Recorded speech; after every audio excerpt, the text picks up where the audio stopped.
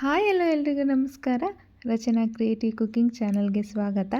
ನಾನಿವತ್ತು ಮನೆಯಲ್ಲೇ ತುಂಬ ಸುಲಭವಾಗಿ ತುಂಬ ಕಮ್ಮಿ ಇಂಗ್ರೀಡಿಯೆಂಟ್ಸ್ನ ಹಾಕ್ಕೊಂಡು ಒಂದು ಗೋಬಿ 65ನ ಮಾಡ್ತಾಯಿದ್ದೀನಿ. ತುಂಬ ಚೆನ್ನಾಗಿರುತ್ತೆ ಈವ್ನಿಂಗ್ ಸ್ನ್ಯಾಕ್ಸ್ ಆಗಿ. ನೋಡೋಣ ಬನ್ನಿ ಹೇಗಾಗುತ್ತೆ ಅಂತ. ಮೊದಲಿಗೆ ಒಂದು ಚಿಕ್ಕ ಸೈಜಿನ ಕಾಲಿಫ್ಲವರ್ನ ಬಿಸಿನೀರು ಹಾಕಿ ಅರಿಶಿನದ ಪುಡಿ ಹಾಕ್ಕೊಂಡು ಕ್ಲೀನ್ ಮಾಡಿ ಇಟ್ಕೊಂಡಿದ್ದೀನಿ. ಹಾಗೆ ಒಂದು ಅರ್ಧ ಬೌಲಷ್ಟು ಅಕ್ಕಿ ಹಿಟ್ಟನ್ನ ತೊಗೊಂಡಿದ್ದೀನಿ. ಸೇಮ್ ಮೆಜರ್ಮೆಂಟಲ್ಲೇ ಅರ್ಧ ಬೌಲಷ್ಟು ಕಾರ್ನ್ಫ್ಲೋರ್ನ ಕೂಡ ತೊಗೊಂಡಿದ್ದೀನಿ. ಒಂದು ದೊಡ್ಡದೊಂದು ಬೌಲ್ ತೊಗೊಂಡು ಇವೆರಡನ್ನೂ ಹಾಕ್ಕೊಳ್ಳೋಣ ಹಿಟ್ಟುಗಳ್ನ.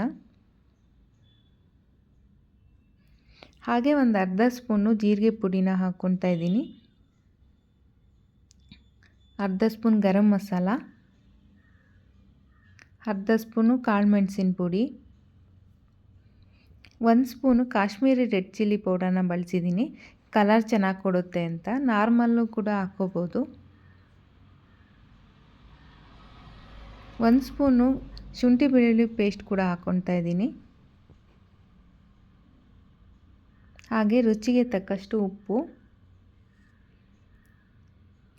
ಇದೆಲ್ಲದನ್ನು ಒಂದು ದೋಸೆ ಬ್ಯಾಟರ್ ಕನ್ಸಿಸ್ಟೆನ್ಸಿಗೆ ಬರೋಬೇಕು. ಅಲ್ಲಿನ ತನಕ ಸ್ವಲ್ಪನೇ ನೀರು ಹಾಕ್ಕೊಂಡು ಮಿಕ್ಸ್ ಮಾಡ್ತಾ ಹೋಗಬೇಕು.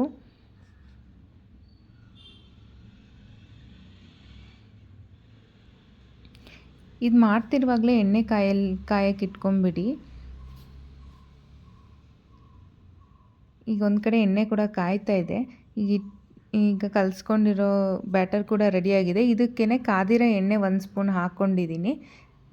ಹಾಗೆಯೇ ಗೋಬಿ ಇಟ್ಕೊಂಡಿದ್ನಲ್ಲ ಅದನ್ನೂ ಸಹ ಹಾಕ್ಕೊಂಡು ಎಲ್ಲ ಗೋಬಿಗೂ ಬ್ಯಾಟರ್ ಎಲ್ಲ ಅಂಟ್ಕೋಬೇಕು. ಆ ಥರ ಮಿಕ್ಸ್ ಮಾಡಿಕೊಂಡು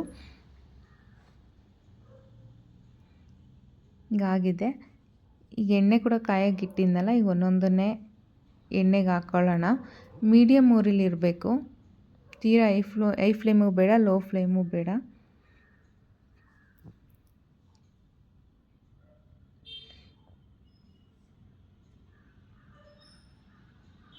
ತುಂಬ ಸುಲಭ ಇದು ಗೋಬಿ 65 ಮಾಡ್ಕೊಳೋದು. ಈವ್ನಿಂಗ್ ಸ್ನ್ಯಾಕ್ಸ್ಗೆ ತುಂಬ ಚೆನ್ನಾಗಿರುತ್ತೆ. ತುಂಬ ಬೇಗನೂ ಆಗುತ್ತೆ ಇದು.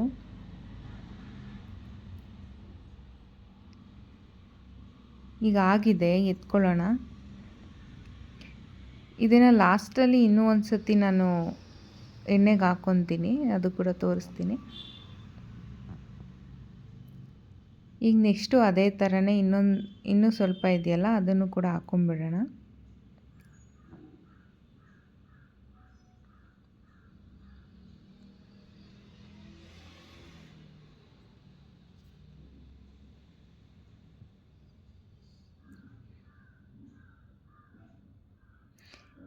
ಇದು ಕೂಡ ಆಗಿದೆ. ಇದಕ್ಕೇ ಮೊದಲಿಗೆ ನಾನು ತೆಗೆದಿಟ್ಟಿದ್ನಲ್ಲ ಆ ಗೋಬಿನೂ ಕೂಡ ಸೇರಿಸ್ಕೊಂಡು ಇನ್ನೊಂದು ಸತಿ ಬಾಯ್ಲ್ ಮಾಡ್ಕೊತಾ ಇದ್ದೀನಿ.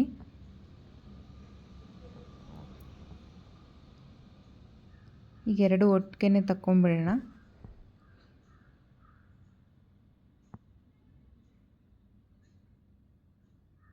ನನಗೆ 2 ಸತಿ ಎಣ್ಣೆಯಲ್ಲಿ ಕರ್ಕೊಂಡಿದ್ದೀನಿ. ಇದಾಗಿದೆ. ಈಗ ನೆಕ್ಸ್ಟ್ ಒಂದು ಪಾನ್ ಇಟ್ಕೊಂಡು ಅದಕ್ಕೆ ಒಂದು 2 ಸ್ಪೂನ್ ಎಣ್ಣೆ ಹಾಕ್ಕೊಂಡಿದ್ದೀನಿ. ಹಾಗೆ ಕಟ್ ಮಾಡಿ ಇಟ್ಕೊಂಡಿರೋ ಅಂಥ ಬೆಳ್ಳುಳ್ಳಿ ಸಹ ಹಾಕ್ಕೊಂಡಿದ್ದೀನಿ. ನಾನಿಲ್ಲೊಂದು 6 ಬೆಳ್ಳುಳ್ಳಿನ ತಗೊಂಡು ಕಟ್ ಮಾಡಿದ್ದೀನಿ. ಹಾಗೆ ಒಂದು 4 ಹಸಿಮೆಣ್ಸಿನ್ಕಾಯಿ ಕೂಡ ಚಿಕ್ಕದಾಗಿ ಕಟ್ ಮಾಡಿ ಹಾಕ್ಕೊಂಡಿದ್ದೀನಿ.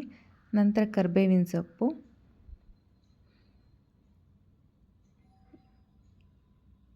ಹಾಗೆ ಕರೆದಿಟ್ಕೊಂಡಿರೋ ಅಂಥ ಗೋಬಿನೂ ಕೂಡ ಹಾಕ್ಕೊಂಡು ಮಿಕ್ಸ್ ಮಾಡ್ಕೊಳ್ಳೋಣ.